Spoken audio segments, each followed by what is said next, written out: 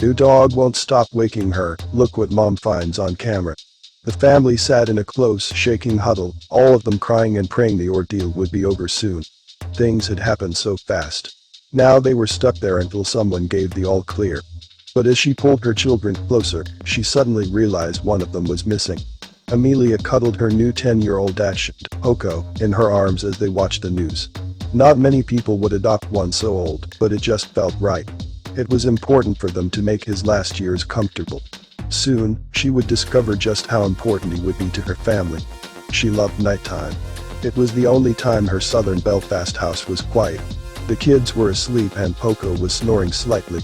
She gave him one more gentle pat before heading upstairs. However, Amelia had barely pulled the covers up when there was a sound she hadn't heard before. It was enough to make her jump out of her skin. Poco was barking, and this wasn't just any yet but a loud neighbor. The dog was going completely out of his mind. In the few weeks they had housed him, he had always been so quiet. Her heart raced as she sprinted downstairs, scooped him up, and flipped on all the lights. What had triggered him into such a frenzy? There were no animals outside or people walking by. She even made sure to check all the windows and doors just in case. Amelia stood in the middle of the settled dark living room and sighed, the panic now replaced with annoyance. "Going crazy in your old age?" she asked him. Soon she would see how wrong she was. Night after night, Poco would howl and bark without warning. The irritation vanished and all she could feel was worry.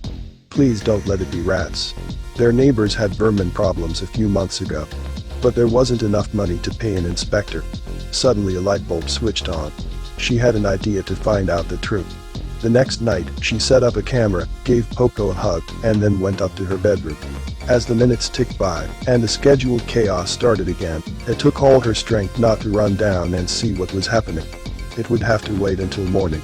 As soon as sunlight filled her bedroom, she threw on her bathrobe and hurried downstairs. She grabbed a recorder and hit play, eager to know what the fuss was all about. At first, there was nothing. But when the yips started, she noticed movement. It started small and disappeared just out of frame. The wind picked up and blew a bunch of leaves through an open window. Poco ran in circles. She rolled her eyes and stared at her crazy dog. Leaves. Amelia was about to stop the video when something else came into frame. This time, it sent chills down her spine and pulled her stomach into her throat. The mom bounded up the stairs, grabbed her kids, and then ran to the safety of the family next door. As she called the police and explained what she had seen, even her neighbors turned pale. The next question, however, made her cry. "Mom, where's Poco?" Oh my God. She had forgotten him in the house. Sirens wailed as the police showed up. By then, she and her kids were crying wrecks. It only got worse when they tried to run in and save their dog, but she had to hold them back. How could she have forgotten him? One officer pulled something out of their home. They all held their breath. It was a large man. He struggled against the cops all the way into the cruiser.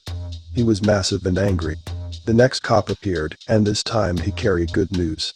Old Poco snarled and barked at the man, ready to bite him down to nothing. The officer brought their dog over as well as some shocking news. As the family held their best friend, Amelia listened to the terrifying truth with a wide, gaping mouth. The man was a wanted criminal and somehow had snuck into their attic to hide from the law. There he stayed night after night, sneaking out for bits of food and water. There was one final revelation. Theft or worse. That's what could have happened if she hadn't listened to Poco and come up with a camera idea. It was a strange combination of nausea and relief. She looked down at their scruffy boy as he wagged his tail, already over the situation. There was one thing Amelia was certain about.